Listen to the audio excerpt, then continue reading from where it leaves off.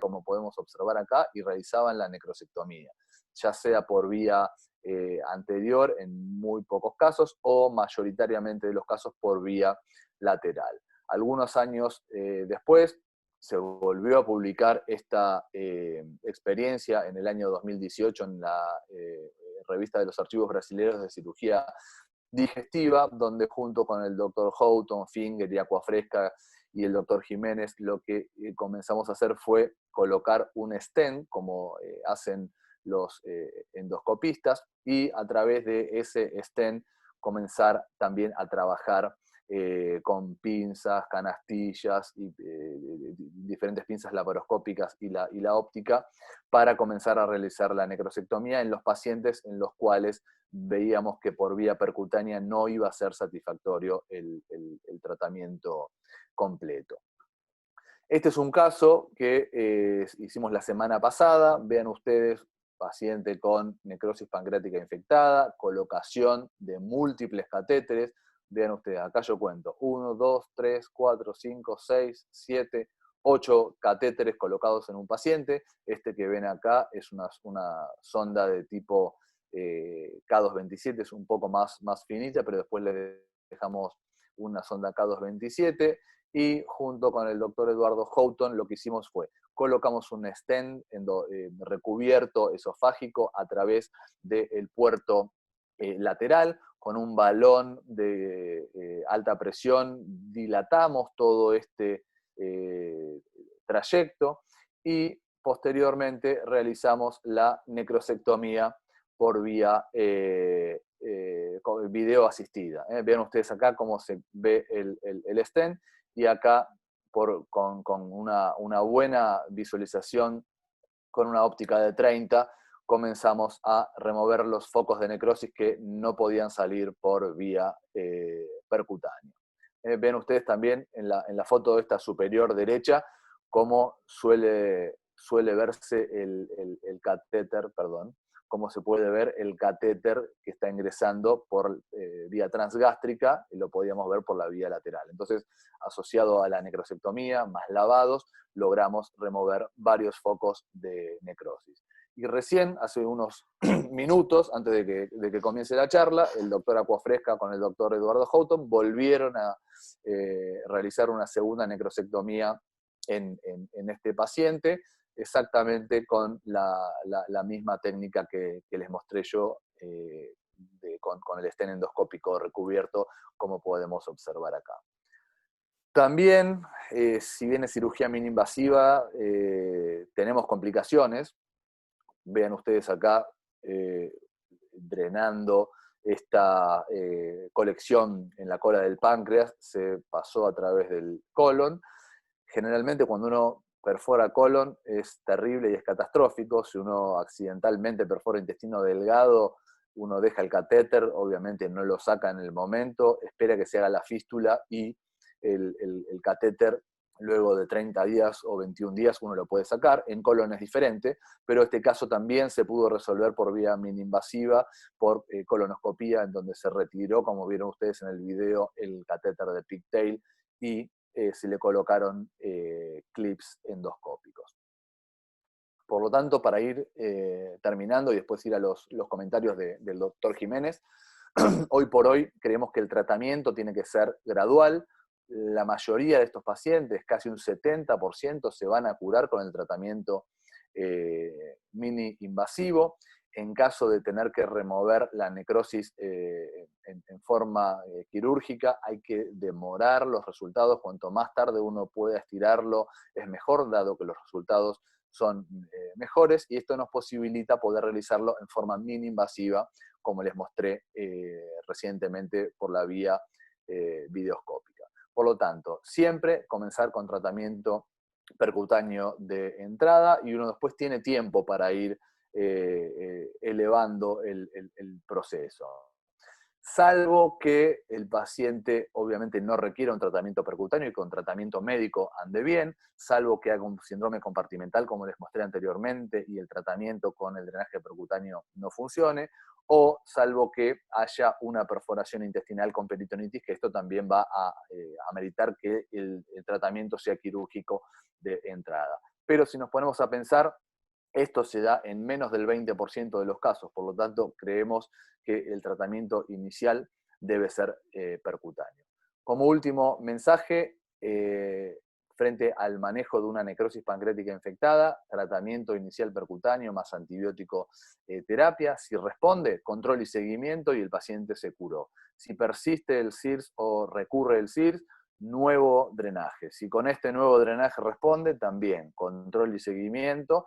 Si no funciona, necrosectomía videoasistida, y si no funciona, una nueva necrosectomía videoasistida, y como última opción nosotros dejamos la necrosectomía quirúrgica abierta. Bueno, una vez más, muchas gracias a Mario, a Juan Cruz, a Cecilia por la oportunidad de siempre estar en contacto con ustedes, esta noche contándole un poco sobre el tratamiento que hacemos nosotros para la pancreatitis aguda, así que muchísimas gracias. Muchas gracias, Mariano. Ahora el doctor Jiménez. Juan Cruz se Bueno, cayó. no. No tengo buena internet, aparentemente. Bien. Bueno, muy buena charla de Mariano. Yo no tengo demasiado para acotar, nosotros trabajamos juntos, lo cual hace que la discusión va a ser bastante, estoy totalmente de acuerdo con el doctor, etcétera, porque pensamos en todo esto, pero él lo ha hecho muy claro. Me gustaría, sí, explicar algunas cosas y basarme en algunas preguntas que se han hecho. Por un lado, cuando se dice que el diagnóstico, cuando se dice por qué el drenaje, el doctor Palermo dijo transgástrico, porque se sabe que el 8% de las pancreatitis agudas graves con necrosis pancreática infectada pueden desarrollar fístulas pancreáticas muy severas.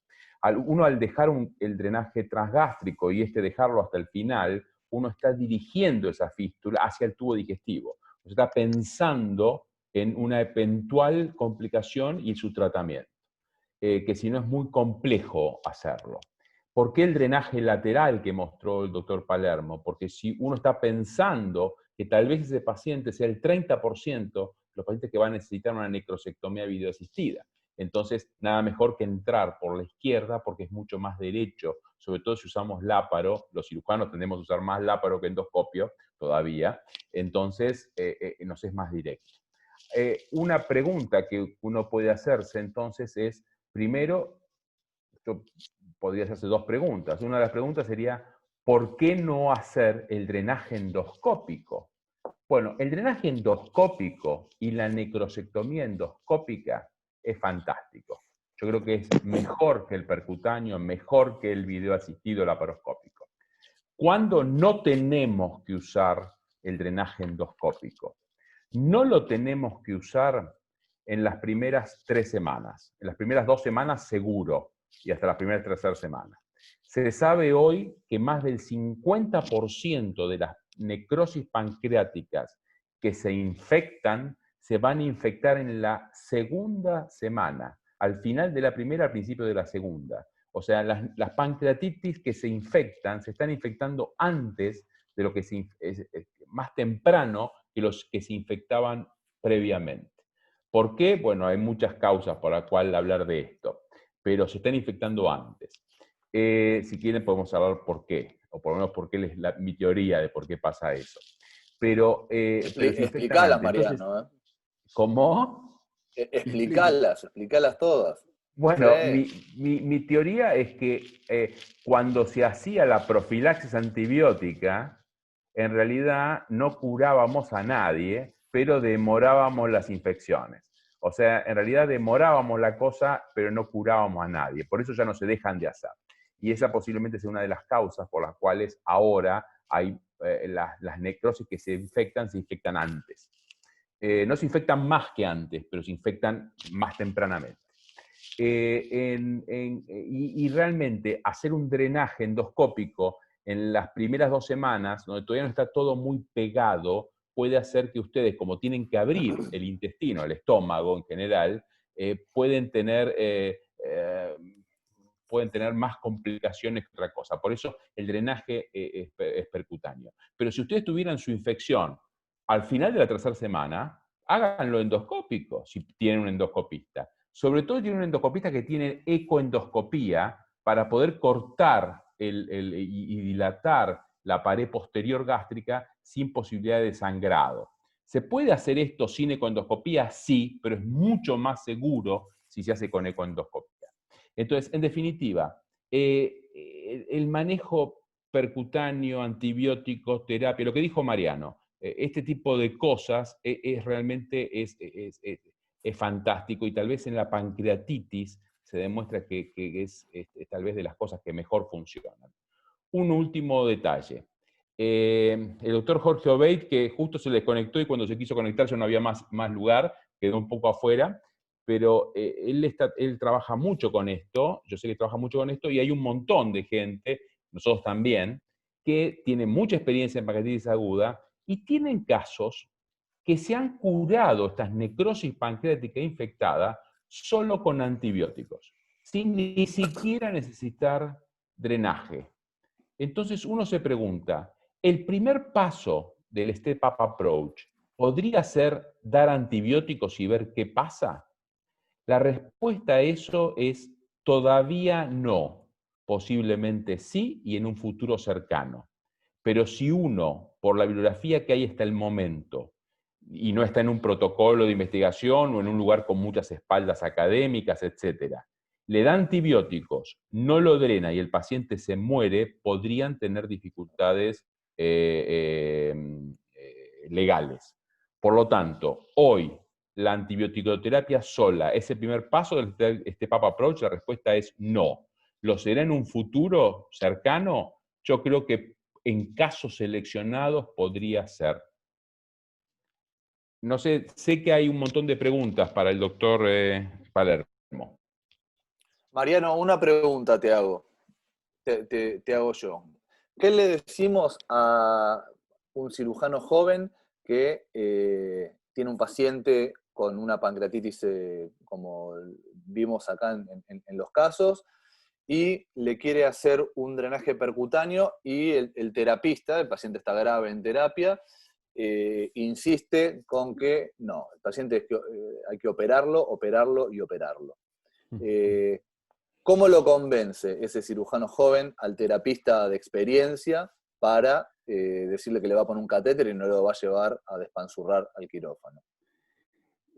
Primero, el terapista de experiencia. Nosotros hemos cambiado un montón en tratamientos de un montón de cosas, entre los cuales pancreatitis.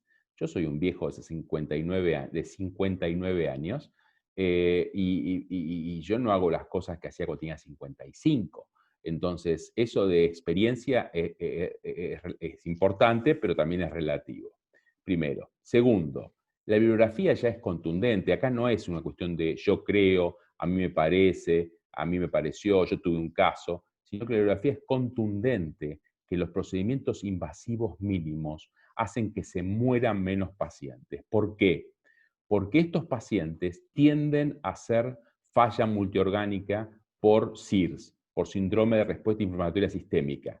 Si nosotros hacemos un tratamiento que tiene anestesia general y que abre, produce dolor, etcétera, en el postoperatorio, los procedimientos quirúrgicos, sobre todo abiertos, producen SIRS.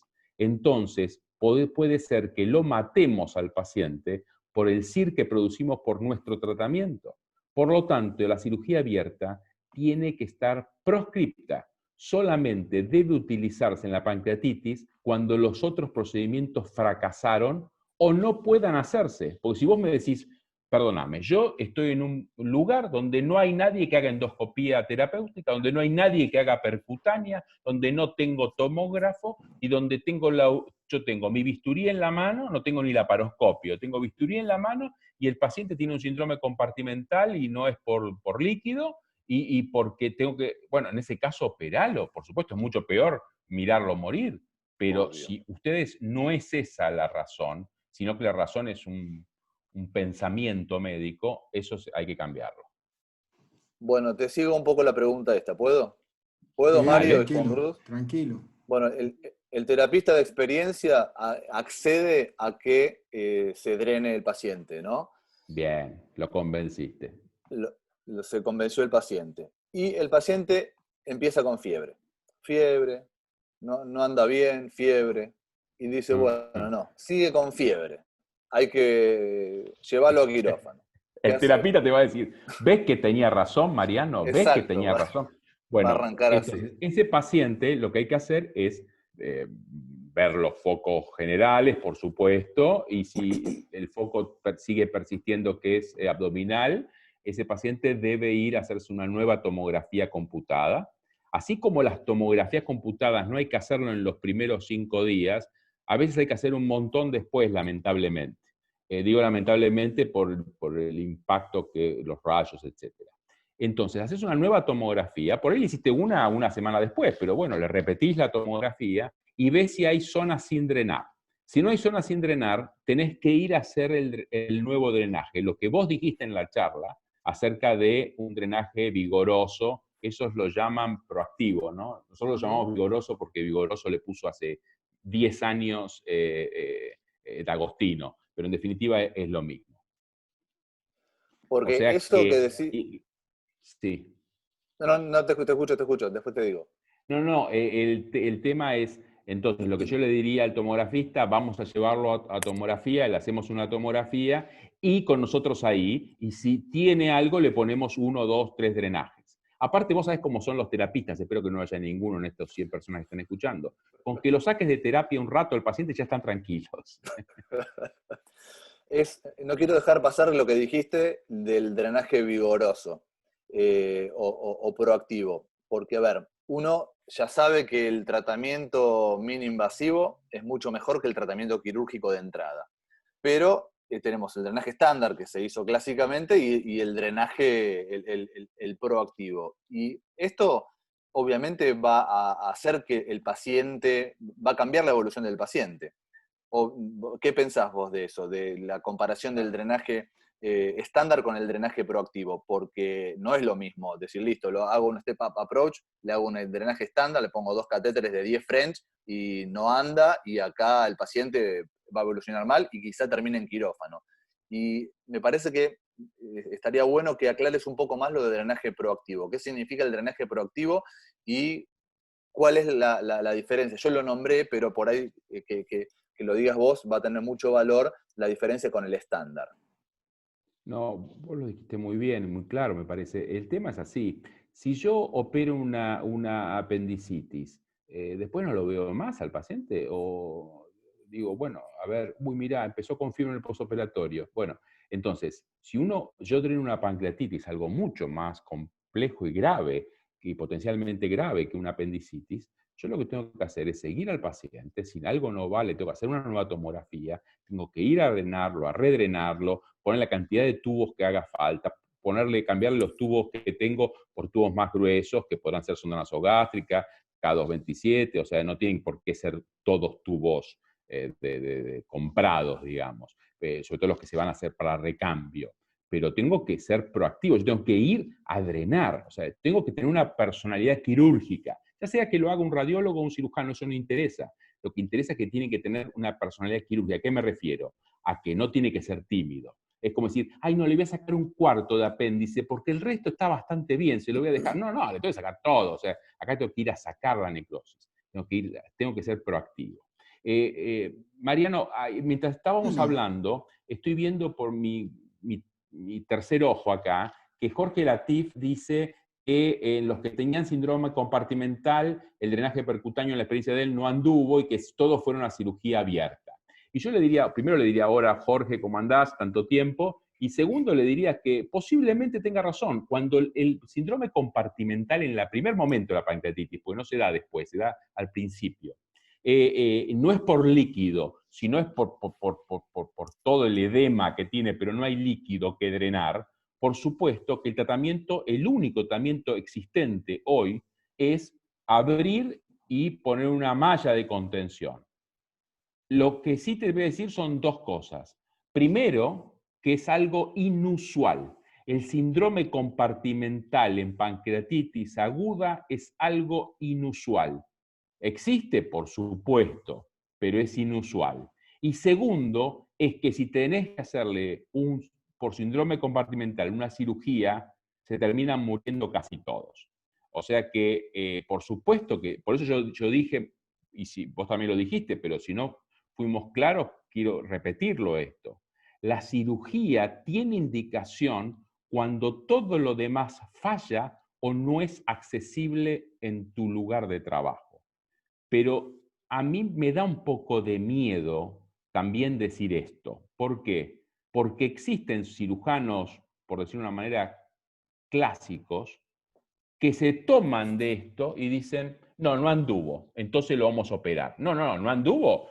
No anduvo cuando hiciste y rehiciste y todo. Hiciste la necrosectomía videoasistida, como hiciste vos, el paciente de la semana pasada, y hoy se fue Pablo Cafresca y Eduardo Houghton a hacer la segunda parte, y de ahí se iban al otro hospital para hacer otra necrosectomía, pues justo cayó que esta semana había que hacer necrosectomía en 2 pacientes, lo cual no es tan habitual, porque solamente el 30% necesita hacer necrosectomía. Entonces, lo que te quiero decir es que, o la otra, los cirujanos clásicos que dicen, no, en mi lugar no se puede, porque no se puede. Entonces, dicen, no se puede porque no tenemos plata para comprar un catéter, pero sí tienen plata para poner pipertazo. Te puedo asegurar que sale mucho más caro el pipertazo que ponerle 5 catéteres al paciente. Entonces, es las ganas de hacerlo, o el miedo a hacer una técnica que uno no conoce. Las técnicas se aprenden y los equipos se compran. O sea, nadie es dueño de nada. Hay que aprender, hay que actualizarse y hay que cambiar. ¿Y qué antibiótico le damos, Mariano, a estos pacientes hoy por hoy? Vi la pregunta de Nahuel también. Hola, Nahuel. A ver, en la práctica, lo hablas con el infectólogo. Por supuesto, Infectólogo y hay unos terapista, que lo van a manejar ellos. claro, estos pacientes están metidos el infectólogo. Vos recordá que vos cuando le pones un antibiótico general fuerte y después lo primero que haces, el primer minuto que haces es saques lo que saques, lo mandas a cultivo y eso también va a orientar muchísimo. Y como ahora menos pacientes o casi ningún paciente idealmente tiene profilaxis antibiótica, el porcentaje de cultivos positivos es más alto que lo que teníamos antes, entonces es muy útil eso para poder orientar el antibiótico. En definitiva, no es una decisión nuestra. Acá de Sáenz Peña, qué fenómeno. Los de 4 de junio, hay muchos amigos allá, la paso muy bien. Cada vez que invitan, ahora dicen que hay no sé qué cosa de un COVID o algo, pero lo usan como excusa para no invitar seguramente. Espero, ahora hablando en serio, no puede ser algo trágico. Cuando esto termine, espero que nos podamos ver nuevamente y poder ir allá, que la pasa uno muy bien y come muy bien. Preguntan sobre pseudoquiste, láparo o drenaje percutáneo. Iba a contar yo, pero tenés que hablar vos, Mariano, no hablo más. No, tranqui, a ver, vamos. Hoy por hoy, nosotros tenemos experiencia con percutáneo. El otro día en un chat internacional que estamos Mariano, Juan Cruz y Mario, una médica de Estados Unidos hacía la misma pregunta. Ella lo que iba a hacer era una quistogastro laparoscópica. Hoy por hoy yo creo que tampoco la quistogastro creo que es la cirugía más fisiológica, digamos. Si uno va a hacer la parte quirúrgica, yo creo que una de las cirugías más fisiológicas para esto es una quisto-yeyuno. Pero una quistogastro estaría bien. En forma percutánea lo podemos hacer tranquilamente. Con Mariano hemos hecho una paciente hace algunos años atrás en donde se colocó el drenaje transgástrico y luego por vía percutánea le colocamos un stent de tipo diabolo con 2 copas y quedó hecha una quistogastro percutánea. Si uno tiene la posibilidad de hacerlo endoscópico, obviamente que endoscópico es fantástico porque no tenés el catéter transgástrico y directamente uno le coloca el stent de tipo diablo. Así que yo, si tuviese que elegir una primera opción y me abomba dentro del estómago por endoscopía es una excelente opción. No sé qué pensás vos, Mariano. No, totalmente de acuerdo. Recuerden que por la nueva clasificación que contó Mariano, los pseudoquistes de páncreas son raros, porque los pseudoquistes de páncreas son las colecciones líquidas homogéneas que se dan cuando no hay necrosis y que evolucionan después de la cuarta semana y tienen una pseudopared. Como la mayoría no se infecta y la mayoría se curan solas, son muy pocos los que llegan a pseudoquistes por la nueva clasificación. Es totalmente diferente de lo que era antes, la clasificación anterior. Por lo tanto, es una entidad rara. Es más, y si la tienen, el tratamiento endoscópico, como dijo Mariano, es de primera elección porque ya pasaron las 4 semanas, porque no tiene necrosis, por un montón de cosas, el tratamiento endoscópico es de elección. Acá preguntan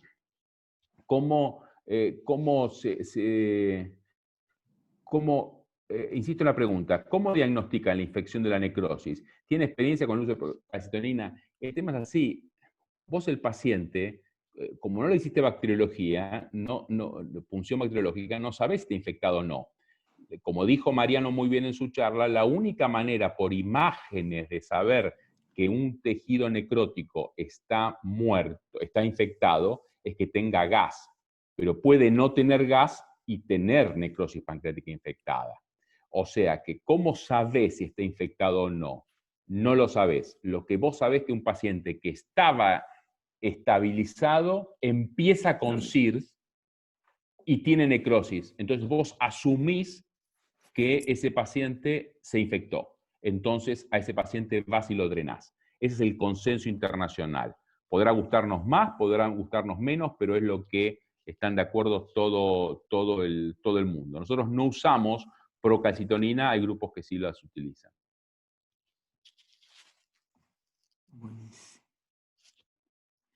Excelente. Yo te hago una pregunta, Mariano, a cualquiera de los a Marianos, Marianos. a los Marianos. ¿Cómo hacen ustedes? Porque nosotros, bueno, quizá en Buenos Aires es diferente, pero acá vos le haces el pedido de 2 catéteres y a los 15 minutos te llamó el auditor de la obra social agarrándose el pecho y preguntándote por qué ¿Por qué? ¿Cómo? ¿Se escucha o se cortó? Ahora se escucha, se Sí, cortó un poquito, pero ahora se escucha. Lo que Juan Cruz dice que cómo hacemos ustedes, porque acá en Tucumán cuando pedimos 2 catéteres, por ejemplo, el médico auditor cae del sanatorio agarrándose el pecho y diciendo, ¿por qué piden 2 catéteres? Y bueno, ¿cómo se quejan? ¿Cómo hacen ustedes para pedir, digamos? ¿Cómo hacen ustedes para pedir 5 catéteres o 7 catéteres y que se los den? Esa es la pregunta. Y que no los tengan 20 días dando vueltas. Te la va a responder mejor Jiménez, que hace décadas que viene lidiando con eso.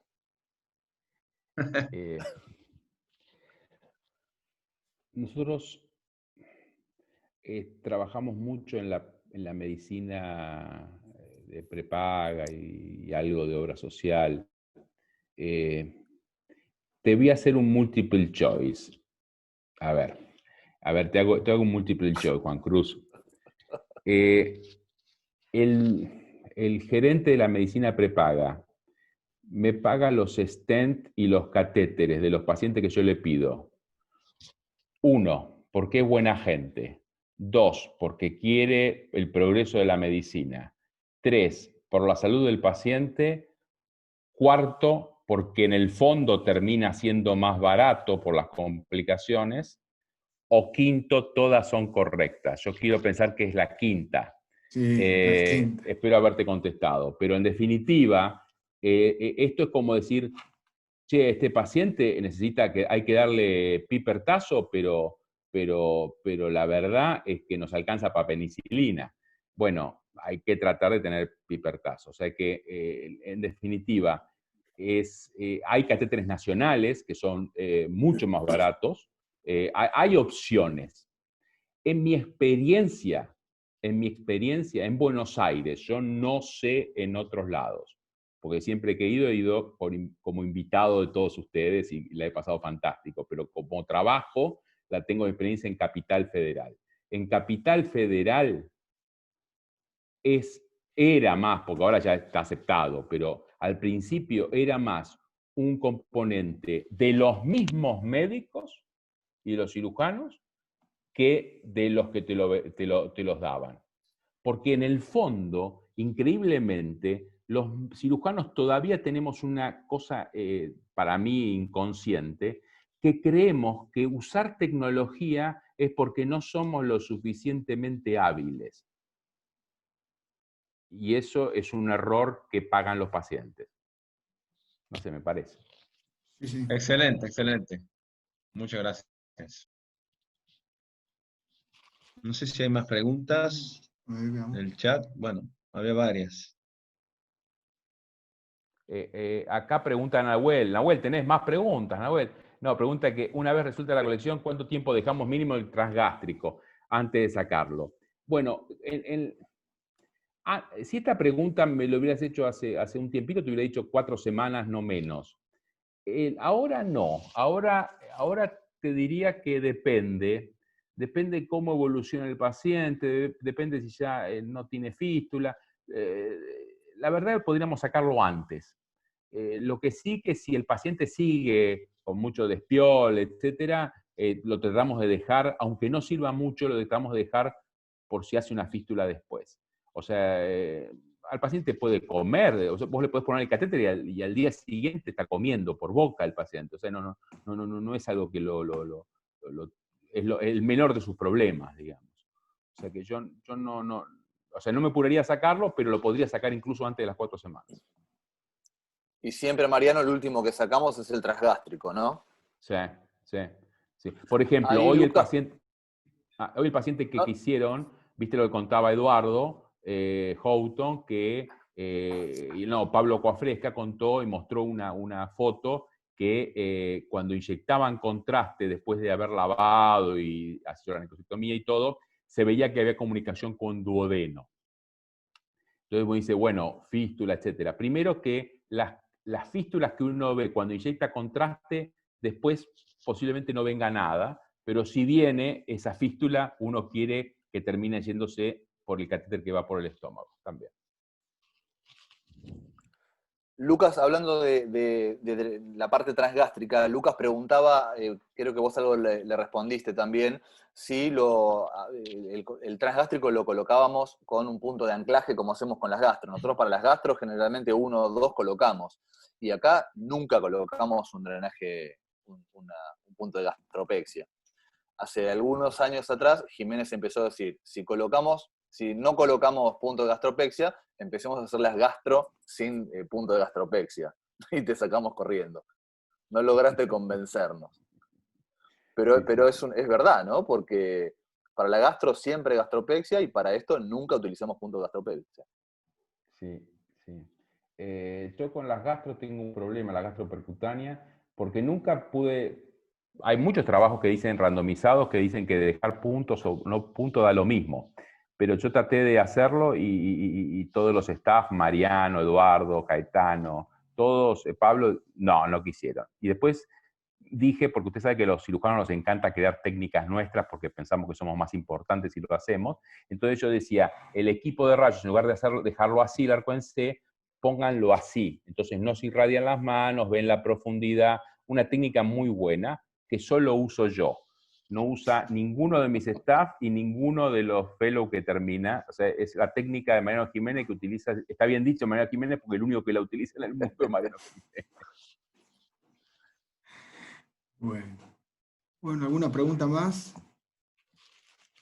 Veamos, Juan. ¿Algún otro comentario? ¿Alguien que quiera decir algo? ¿Alguno de los marianos que quiera hacer un cierre? Palermo. No, yo hago una cosita chiquita y el cierre es de tuyo, Jiménez. Vos sos acá el capo. Yo les quiero agradecer a Mario y a Juan Cruz, la verdad que esta iniciativa que han tenido aprovechando esta pandemia, o no aprovechando, sacándole el poco provecho que se puede a esta pandemia con toda la educación online, la verdad que es buenísimo, es una forma de estar conectados, y esto de poder dar una presentación y después discutir media hora de todo esto, y teniéndolo a Mariano referente en esto, yo creo que él no lo va a decir nunca, pero yo creo que es uno de los que más experiencia tiene en el mundo para tratar este tipo de pacientes por esta vía. Entonces, la verdad, un honor tenerlo a él comentando, y nada, muchas gracias a ustedes dos nuevamente por la invitación.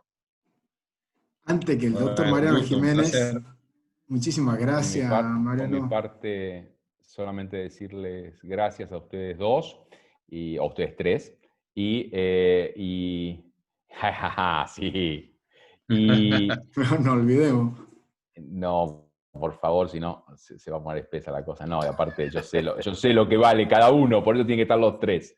No, realmente, muchísimas gracias. Gracias a todos los amigos que estoy viendo ahí, a Alejo, a Orlando, etcétera. Bueno, a Pancho, a Gary, o sea, a todos. Realmente un placer. Creo que hoy contaba en un Ateneo oncológico a través de Zoom también, que la semana pasada, yo tengo, ahora con todo esto del COVID,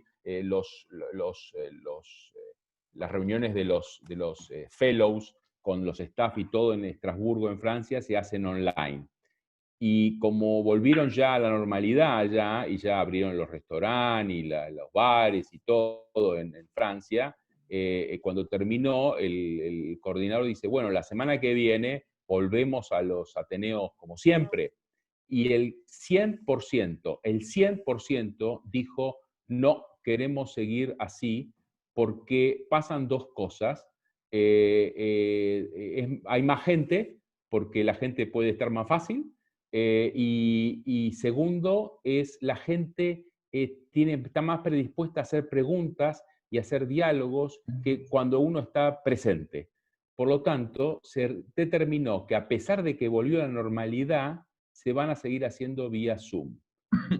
Para mí es fenómeno porque estoy a 6.000 kilómetros de distancia, pero fíjense qué interesante. O sea que, en cierta manera, ustedes con esto han sido pioneros. Felicitaciones. Bueno, muchas gracias. Y Muchas creo que gracias. ayer decías en tu charla que por qué cada clase no la daba el mejor del mundo en cada tema, ¿no? Y creo que hoy lo hemos logrado, ¿no? Dos cracks han estado con nosotros en este tema, creo que indiscutible que son de los mejores del mundo. Así que Aparte, muchas bueno, gracias Bueno, por estar con muchas nosotros. gracias.